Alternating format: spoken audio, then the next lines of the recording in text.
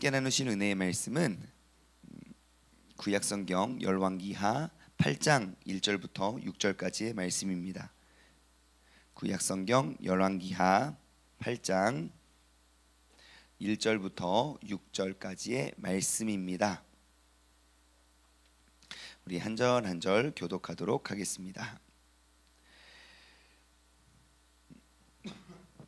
엘리사가 이전에 아들을 다시 살려준 여인에게 이르되 너는 일어나서 내 가족과 함께 거주할 만한 곳으로 가서 거주하라. 여호와께서 기근을 부르셨으니 그대로 이 땅에 7년 동안 임하리라 하니 여인이 일어나서 하나님의 사람의 말대로 행하여 그의 가족과 함께 가서 블레셋 사람의 땅에 7년을 우거하다가 7년이 다음에 여인이 블레셋 사람들의 땅에서 돌아와 자기 집과 전토를 위하여 호소하려 하여 왕에게 나아갔더라.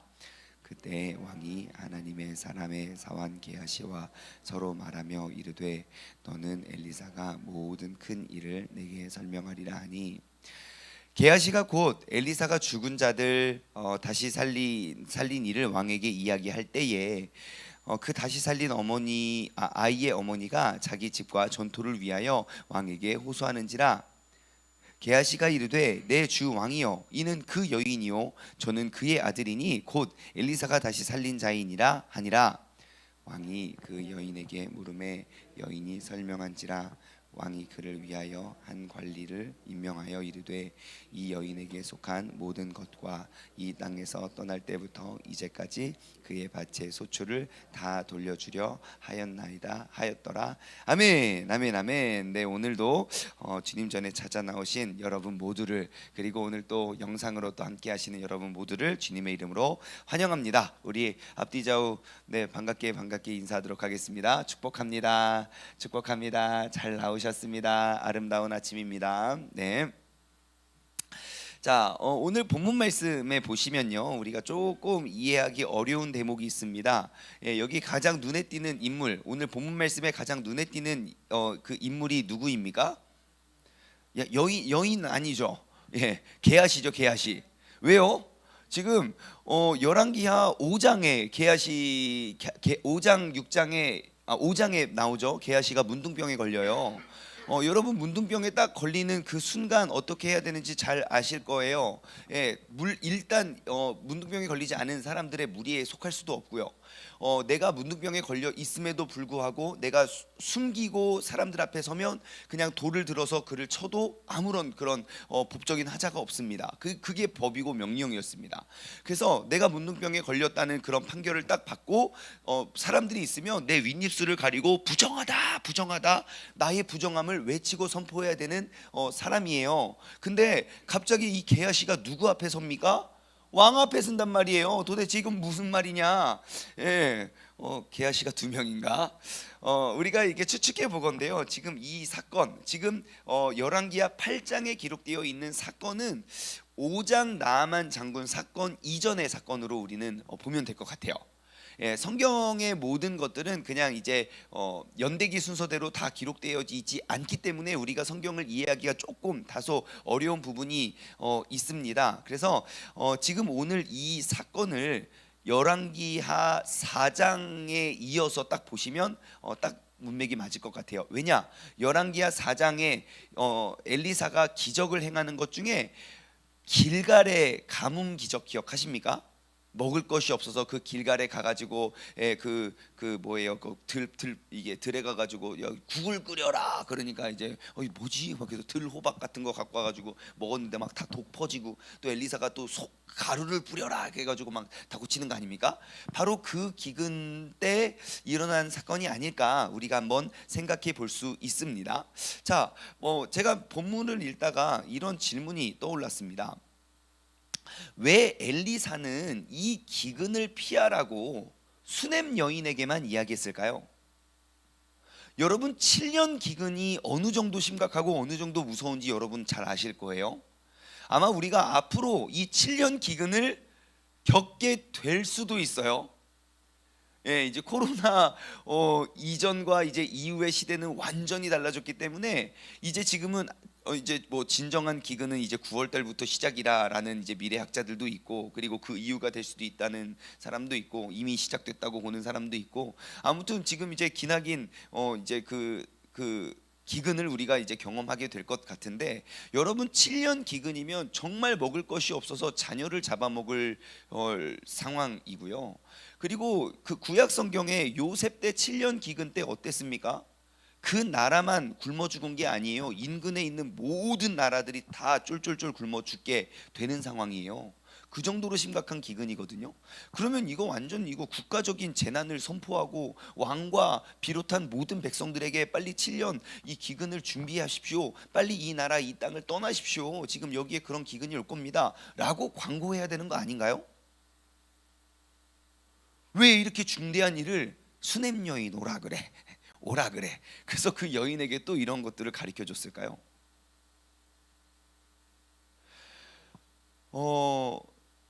제가 왜 수냄 여인에게 이르러서 이러한 기근을 준비케 했을까? 라고 봤을 때 두 가지를 발견할 수 있었어요. 첫 번째는 수냄 여인이 어떠한 사람이냐는 겁니다. 여러분, 수냄 여인의 특징이 무엇이었습니까? 수냄 여인은요, 순종의 여인이었어요. 오라 하면 오고 가라 하면 가는 사람. 하나님의 종이 불렀을 때 그냥 달려 나오고 그냥 가라고 했을 때 순종할 수 있는 사람이 바로 수냄 여인이었습니다. 반대로 생각해 볼까요? 그럼 엘리사가 백성들에게 외친들 그 백성들이 엘리사의 말을 들었겠습니까? 엘리사가 왕에게 찾아가서 이제 7년 기근이 올 거니까 지금부터 대비해야 됩니다 라고 이야기하면, 아 그렇구나, 막 그 왕이 막 전국에게 전 국민에게 선포하여 막 그런 것들을 준비할 수 있었겠습니까? 그렇지 않았을 것입니다. 여러분, 하나님의 말씀은 결국 들을 수 있는 자들의 것입니다. 그래서 신약 성경에 보시면 예수님께서도 모든 가르침들을 다 비유로 말씀하셨어요. 비유가 아니고서는 예수님이 그런 가르침에 대한 천국에 대한 가르침을 주지 않으셨어요. 제자들이 묻죠. 예수님 왜 이런 거 다 비유로 말씀하십니까? 예수님 말씀하시잖아요. 이 비밀은 모든 이에게 알려진 것이 아니라 들을 귀 있는 자들이 들을 거라고. 그렇다면 여러분 한번 생각해 보십시오. 오늘 이 새벽에 우리에게 이 말씀을 허락하여 주신 하나님의 계획은 무엇이겠습니까? 이미 우리는 들을 귀 있는 지혜로운 사람이 될 수 있다는 것이죠. 그러면 이 말씀을 가지고 순종하냐 순종하지 아니하냐는 바로 우리에게 던져진 주사위입니다. 수냄 여인에게 가르쳐준 일러준 대로 수냄 여인이 그 말씀을 듣고 듣는 것들은 할 수 있어요. 하지만 그 말씀을 듣고 말씀대로 의지하며 살아가느냐 그렇지 않느냐는 이 여인에게 주어진 일이라는 거예요. 그리고 오늘 이 자리 우리가 함께 예배드리는 이 자리에서 하나님의 말씀이 우리에게 주어졌을 때 주님께서 내게 주시는 감동과 주님께서 내게 주시는 그런 말씀들을 우리가 붙잡고 나아갈 때에 우리가 이런 감동과 이런 말씀들을 순종하느냐 순종하지 않느냐는 이제 우리에게 달려진 문제입니다. 여러분, 우리가 그 순종하는 자세로 우리가 삶을 살아갈 수 있는 지혜로운 자들 되길 주님의 이름으로 소망합니다. 이 여호와의 종의 그 한마디, 하나님께서 엘리사를 통하여 전달하는 그 한마디 말씀이 이 한 가정의 운명을 바꿉니다. 어찌 보면 야 이사 가자, 야 이사 어디로 가지? 요즘에 블레셋이 되게 이게 좋대. 블레셋으로 가자. 왜 우리가 이사해야 돼요? 지금 귀찮고. 지금 여러분 아시잖아요. 수냄 여인의 집이 굉장히 잘 살고 부자였고 빈 방도 있는 그런 좋은 집이었다는 거. 이 좋은 집 놔두고 왜 우리가 어디 가서 또 이제 이게 타지 생활을 합니까? 라고 할 수 있지만 내가 그 작은 결정 하나가 정말 죽을 것 같은 혹은 죽을 수도 있는 그러한 모든 불황을 피해갈 수 있는 지혜가 바로 그 작은 순종에서 시작됐다는 사실을 기억하시기 바래요. 여러분, 우리가 신앙인으로서 하나님의 말씀에 순종하는 그 작은 순종이 정말 한 나라와 한 민족을 구원해낼 수 있고 한 가정을 이끌어낼 수 있는 그런 복된 순종이 될 수 있다는 사실을 여러분 꼭 기억하시기 바랍니다. 그게 바로 하나님의 말씀을 듣는 자의, 하나님의 말씀이 들리는 자의 삶의 모습임을 기억하시기 바랍니다. 자, 그럼 왜 또 수냄 여인에게만 이러한 말들이 들려졌을까라고 생각해 봤는 그런 두 번째는요, 이 여인의 행동입니다. 왜 엘리사는 이 여인을 불렀을까? 분명 이제 많은 사람들이 있지만 성경에 기록되어 있는 이 수냄 여인의 대표적인 특징은 무엇입니까? 그 하나님에 대한 봉사와 헌신입니다. 누가 이 여인에게 가서 야, 저 사람 또 좋으니까 빨리 저 사람한테 잘해줘, 야, 저 사람이 저렇게 해서 빨리 이렇게 해주는 게 나중에 너가 이렇게 큰 복을 받을 거야 라고 그렇게 계산하지 않았다는 겁니다. 이 여인의 마음과 이 여인의 눈에는요, 어떻게 하면 내가 저 하나님의 사람을 섬길 수 있을까, 그 마음의 동기는 항상 그 섬김의 동기였어요. 엘리사는 매일 같은 곳을 지나다녔어요. 그럴 때마다 그냥 다른 사람 눈에는 보이지 않고 눈에 띄지 않았지만 이 수넴의 여인에게는 그것이, 그 모습이 마음속에 와닿았던 거예요. 모르겠어요. 엘리사가 어떻게 말하고 어떻게 행동했는지는 모르겠으나 막 엄청 생색내면서 내가 어디서 자지? 게하시야, 우리 오늘 어디서 잘까? 아마 이렇게 엄청 생색내고 다니지 않았을 거예요. 하지만 그 작은 모습과 그러한 작은 그런 움직임에 어떻게 무엇으로 내가 더욱더 하나님을 위해 기쁨과 하나님의 사람을 위한 헌신을 내가 다할 수 있을까? 아마 그런 것들을 고민했었을 거예요. 그러니 먼저 나아가 요구하지요. 선생님, 하나님의 사람이요, 우리 집에 머물러 주세요. 가서 이거 맛있는 거 이거 드시고 가세요. 그럼 괜찮아요. 좀 갈 길도 먼데. 갈 길이 멋이다고요? 그럼 여기서 주무시고 가세요. 뭐 하루 더 늦게 간다고 뭐가 저기 되겠습니까? 제가 불편해서. 그래서 제가 방을 따로 준비했어요. 여기서 말씀도 보시고 그 하나님의 사람을 계속 나와 함께 그 많은 대화, 교제, 그런 것들을 이어가잖아요. 여러분, 이 여인이 한번 우리가 생각해 봅시다. 이 여인이 섬긴 것은 무엇입니까? 심은 것은 무엇입니까? 밥하고요, 방이에요. 그죠? 밥하고 방.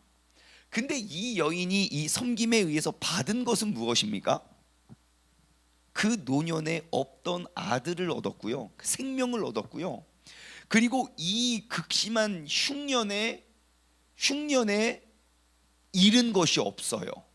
오늘 본문 말씀 6절 말씀 보면은 한 사환을 시켜가지고 그 모든 것, 이 여인에게 속한 모든 것과 이 땅에 떠날 때부터 이제까지 그의 밭의 모든 소출, 그런 것 다 돌려주래요. 그러니 우리가 그것만 딱 봐도 섬긴 것은 방하고 밥인데 받은 것은 생명이, 한 아들의 생명이고 그리고 온 가족의 생명이란 말입니다. 자, 그러면 심은 것이 굉장히 커 보이고 심은 것이 굉장히 귀해 보여도 받은 것을 생각하면 심은 것은 진짜 아무것도 아닙니다. 여러분, 그렇다면 우리가 하나님 앞에 우리가 내놓을 수 있는 것, 우리가 주님께 심고 드릴 수 있는 것, 너무너무 크고 너무너무 값져 보여도 하나님 보실 때 하나님께서 되돌려 주시는 그러한 하나님의 놀라우신 섭리는 그것과는 비교할 수 없는 가치의 것이라는 것을 여러분 꼭 기억하시기 바랍니다. 내가 봤을 때는 크고 작음의 모습이 이렇게 크고 이렇게 작지만 여러분, 무엇으로 이 아들의 생명과 대체할 수 있겠습니까? 내가 그 집을 다 드린들 그 생명을 살리는데 우리가 무엇을 할 수 있겠냐는 겁니다.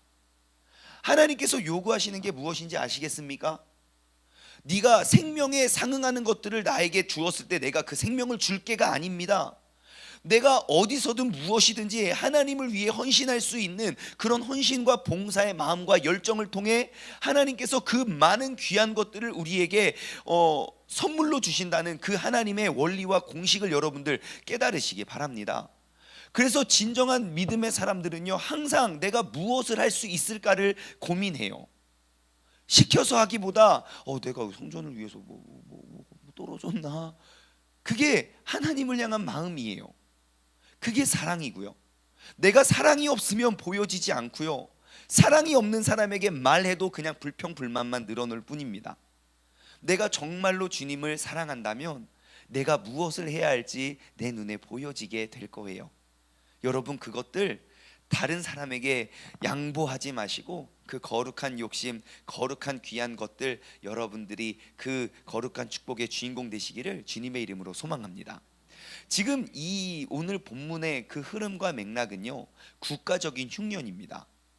여러분, 이 국가적인 흉년을 이겨낼 수 있는 그러한 대안이 무엇이었습니까? 이 국가적인 7년이라는 그러한 엄청난 흉년을, 기근을 이겨낸 한 사람의 원인이 무엇입니까? 하나님의 말씀이에요. 하나님의 말씀이 이 모든 것들을, 이 모든 상황들을 계획하시고 다스리시고 통치하시는 이의 해결 방법입니다.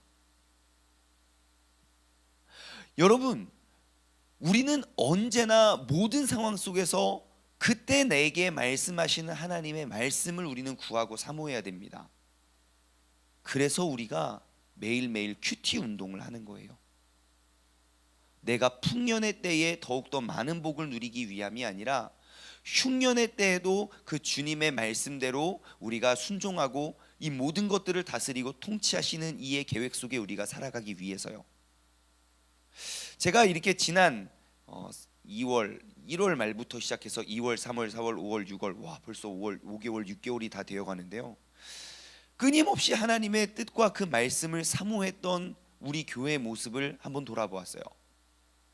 정말 코로나에 의해서 정말 힘들고 어려운 날들을 보내고 그러한 것들, 그러한 상황 속에 우리가 딱 직면하게 되었는데, 첫 번째 코로나가 딱 터졌을 때요, 모든 예배가 다 온라인화 됐습니다. 저는 지금 카메라 하나 놓고 지금 설교하는 이것이 굉장히 작은 것으로 보여질 수 있지만 저는 이 하나가 엄청나게 크다고 저는 생각해요. 여러분 한번 보십시오. 한번 조금만 기다려 보십시오. 이제 앞으로 모든 교회의 행사와 프로그램들이요, 엄청난 프로그램으로 계속 만들어질 거예요. 지금도 그렇게 되고 있지만 여태까지 우리 대한민국에 있는 모든 교회가 만들고 기획했던 그러한 모든 행사들이 이제 다 온라인화 될 걸요. 이제 두고 보십시오. 성경 공부, 기도 모임, 중보 기도, 이제 엄청난 물량들이 이제 영상으로 쏟아질 거예요. 근데 우리가 한번 땅 그 어려운 일이 터졌을 때 진짜 아무것도 없었던 이 초라하고 허름한 지하실 교회에 갑자기 어디서 멀리서 보면요, 제가 하루는 그런 거 다 해봤어요. 세종에 있는 교회들 영상으로 예배 얼마나 드리나 한번 다 봤더니 큰 교회들 빼고는 거의 없더라고요. 진짜 거의 없더라고요. 그렇게 됐죠. 그리고 얼마 전에 두 번째 이제 코로나 저기가 땅 이제 선포가 된 다음부터 정말 우리 가정교회를 세우는 체제로 딱 돌입하고 나서요, 요즘에 가정에서 모여서 드리는 모임과 예배가 얼마나 은혜스러운지 몰라요. 제가 그래요. 아무튼 그렇습니다. 이와 같은 이런 흉년의 때에 무너짐의 걱정보다 새 일에 대한 기대가 훨씬 크다는 거예요. 이게 흉년을 이겨나가는 그러한 지혜인 것 같아요. 여러분, 우리의 인생의 흉년이 딱 닥쳤을 때요, 우리가 그 흉년을 무슨 수로 이겨낼 수 있겠습니까? 그 흉년과 풍년을 다스리시고 계획하시고 통치하시는 하나님의 말씀을 붙잡고 나아가시기 바랍니다. 내가 매일매일 이 하나님의 말씀의 거울 앞에 내가 하루를 살고 하루를 버틸 힘을 얻어내면 정말 내 인생의 극심한 흉년, 내 인생의 정말 힘들고 어려운 모든 일들과 상황 속에서도 피할 길을 내고 일어날 힘을 주님께서 허락하여 주실 줄 믿습니다. 3절 말씀 볼까요? 7년이 다함에, 자, 7년이 다 되었습니다. 여인이 블레셋 사람의 땅에서 딱 돌아와서 자기 집과 전토를 위하여 호소하려 하여 왕에게 나아갔더라. 여러분, 이 여인의 호소는 무엇입니까? 내가 지난날 잃어버렸던 것 되찾게 해주세요. 주님 앞에 나와 그 왕에게 나와 구하지요. 여러분, 우리가 항상 하나님 앞에 나와 우리가 옳은 것들을 우리가 구하는 것이 정말 우리가 잃어버렸던 그런 모든 것들을 다시 회복하고 우리가 그 주님의 말씀대로 우리가 순종하며 나아가는 것이 우리가 잃어버렸던 그런 모든 것들을 다 회복할 수 있는 길임을 여러분 기억하시기 바랍니다. 한 가지만 더 나누고 말씀을 맺길 원합니다. 5절 말씀이에요. 5절. 자, 게하시가 곧 엘리사가 죽은, 그러니까 지금 그 나라에 소문이 퍼진 거예요. 그 이제 그 엘리사가 했던 그 기적이 죽은 그 여인이, 아니 죽은 수넴 여인의 그 죽은 아들이 살아난, 그게 이제 소문이 돌았던 거예요. 그 소문이 어디까지 갔습니까? 그 나라의 왕에게까지 들렸어요. 그래서 뭐 죽은 아들이 살아났다고, 무슨 말도 안 돼, 막 어떻게 살려냈대, 어떻게 살려냈대, 막 이제 소문이 와전된 거예요. 그러니까 왕이 부르죠, 게하시를. 야, 이거 어떻게 된 거냐, 나한테 설명해라. 5절에 게하시가 곧 엘리사가 죽은 자를 다시 살리신 일을 왕에게 이야기하고 있을 그때에, 바로 그때에 다시 살린 아이의 어머니가 자기 집과 전토를 위하여 왕에게 호소하는지라 그래요. 자, 언제 이 일들이 이루어집니까?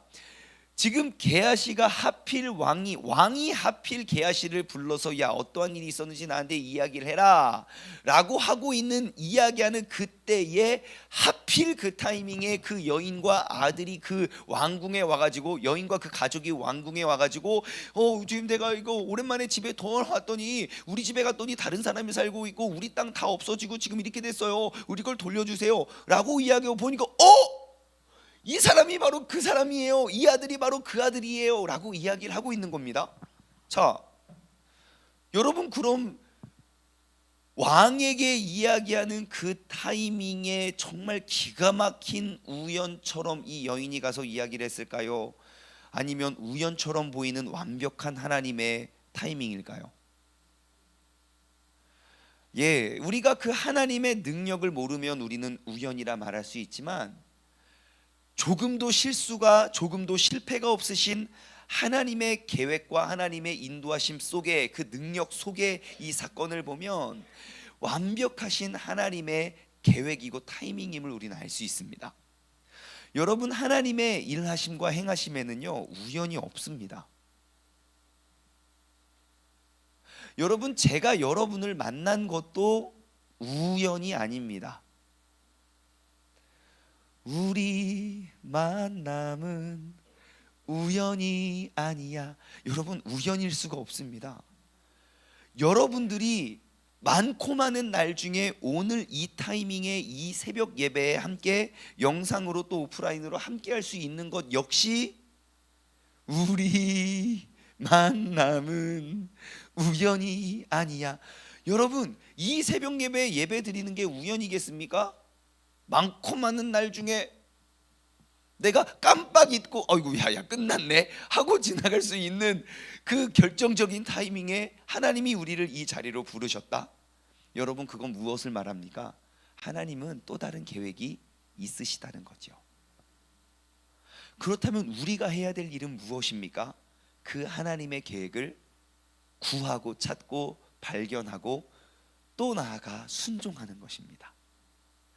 여러분, 그 하나님의 뜻을 늘 물어가고 늘 발견해 가는 것이 바로 예배이고 묵상이 되어야 하는 줄 믿습니다.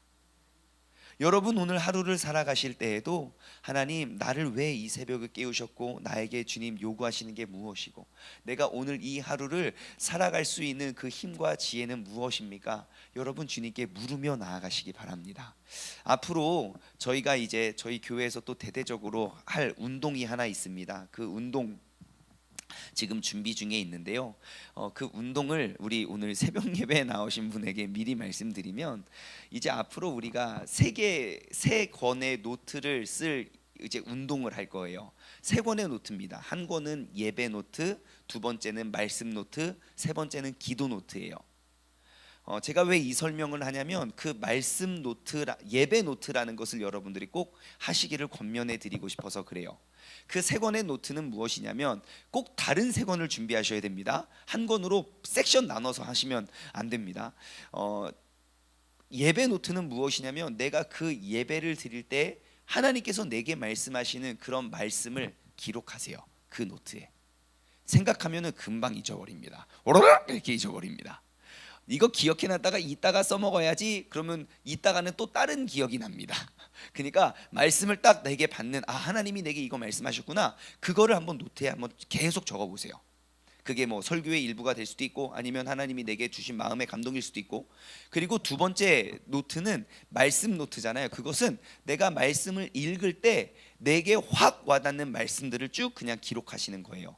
그러니까 내게 은혜가 된 그런 말씀들을 기록하는 것. 그 말씀 노트를 기록하면 무엇이 좋냐면요, 내가 정말 힘들고 영적으로 피폐하고 영적인 가뭄이 왔을 때요, 그 말씀 노트만 쭉 읽어도 맞아, 하나님이 이때 나에게 이 말씀 주셨지, 하나님 이 말씀을 통하여 이렇게 일하셨지, 그 은혜가 다 회복됩니다. 그리고 세 번째 기도 노트는요, 여러분 기도 제목을 쓰고 응답을 기록하는 것이 아니라 기도문을 작성해 보세요. 기도문을. 그러면 처음엔 어색해서 2줄 3줄 썼다가요, 그것이 나중에는 20줄 30줄 됩니다. 그리고 내가 기도문을 작성하면 내가 무엇을 위해 기도했고 하나님이 이 기도를 어떻게 이루어 가시는지를 우리가 볼 수 있습니다.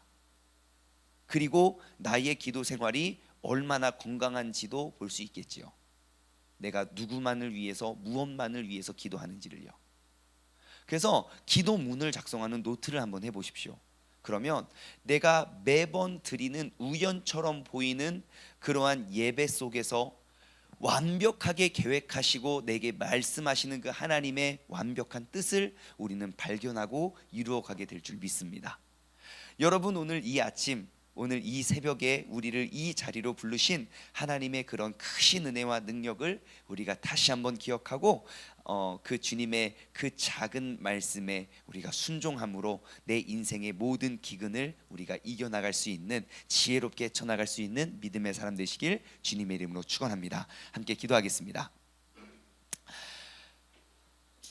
하나님 아버지, 감사합니다. 오늘 이 새벽에도 주님께서 우리를 깨우시고 또 우리를 부르신, 우리를 이 자리에 서게 하신 것은 그냥 단순한 우연이 아니라 하나님의 완벽한 계획이고 주님의 뜻이 있음을 우리가 기억하며 나아갑니다. 하루하루의 일상 속에 우리는 매일 그 똑같은 일상이 반복되어지는 것 같아 지는 것처럼 느껴지고 보여질지라도 아버지, 매일매일 새로운 일들과 매일매일 새로운 계획으로 우리에게 새로운 것들을 말씀하시는 그 주님의 크고 작은 그런 세밀한 음성을 우리가 듣고 우리가 깨닫고 나아갈 수 있는 그런 믿음의 사람 되게 하여 주시옵소서. 아버지 하나님, 오늘 이 하루도 우리가 그 주님의 세밀한 음성을 사모하며 우리가 오늘날과 같은 이런 기근의 상황을 우리가 능히 이겨나갈 수 있는 그런 지혜로운 사람 되게 하여 주옵소서. 감사드리오며 이 모든 말씀 살아계신 예수 그리스도의 이름으로 기도드리옵나이다. 아멘. 다 같이